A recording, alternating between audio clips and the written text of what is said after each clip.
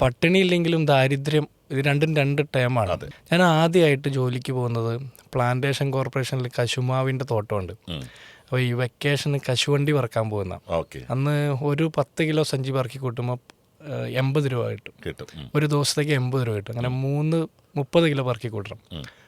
അപ്പോൾ അതിൻ്റെ ഇടവേളകളിൽ നമ്മൾ വിശപ്പ് പറ്റാൻ കശുമാവിൻ്റെ ചാറൊക്കെ കുടിച്ചിട്ടുണ്ട്. അപ്പോൾ അങ്ങനെയാണ് നമ്മളിങ്ങനെ ജോലി എടുത്ത് പഠിക്കാം എന്നുള്ളൊരു കൺസെപ്റ്റിലേക്ക് വരുന്നത്. ഹോട്ടലിൽ പണിയെടുത്തിട്ടുണ്ട്, മേശ തുടച്ചിട്ടുണ്ട്, പാത്രം കഴുകിയിട്ടുണ്ട്, പെയിൻറ്റ് പണിക്ക് പോയിട്ടുണ്ട് 8-9 കൊല്ലക്കാലം. ഞാൻ UC കോളേജിലെ ചെയർമാനായിരിക്കുന്ന സമയത്ത് രാത്രി കാലങ്ങളിൽ കളമശ്ശേരി പോളിടെക്നിക്കിൽ പെയിൻറ്റ് പണിക്ക് പോയിട്ടുണ്ട്. അപ്പോൾ പണിയെടുത്ത് തന്നെ ജീവിക്കണം എന്നുള്ളത് ഒരു തീരുമാനമാണ്. അപ്പോൾ ഒരു കാലത്തും ഞാൻ വെറുതെ ഇരുന്ന് എൻ്റെ ജീവിതം നയിക്കാനായിട്ട് മറ്റൊരാളുടെയും പണം വാങ്ങണ്ട എന്നുള്ളൊരു തീരുമാനം. ബാധ്യതയുണ്ട്, ബുദ്ധിമുട്ടുണ്ട്. അപ്പോൾ പോലും കുറേ ജോലികൾ ചെയ്തിട്ടുണ്ട്. കാർ ഓടിക്കാൻ പോയിട്ടുണ്ട്, അങ്ങനെ കുറേ അധികം ജോലികൾ. അപ്പോൾ ഇപ്പോൾ അവസാനം ഇംഗ്ലീഷ് ട്രെയിനിങ് എന്ന് പറഞ്ഞ് ഇൻസ്റ്റിറ്റ്യൂട്ടുണ്ട്. ഇതൊക്കെ ഒരു ഭാഗമാണ്. പക്ഷെ ഞാൻ വിചാരിക്കുന്നത് കേരളത്തിലെ പൊതുപ്രവർത്തകരെക്കുറിച്ച് പൊതുവിൽ ആളുകളുടെ ഒരു അഭിപ്രായം ഒരു പണിക്കും പോകാത്തവർ എന്നുള്ളതാണ്.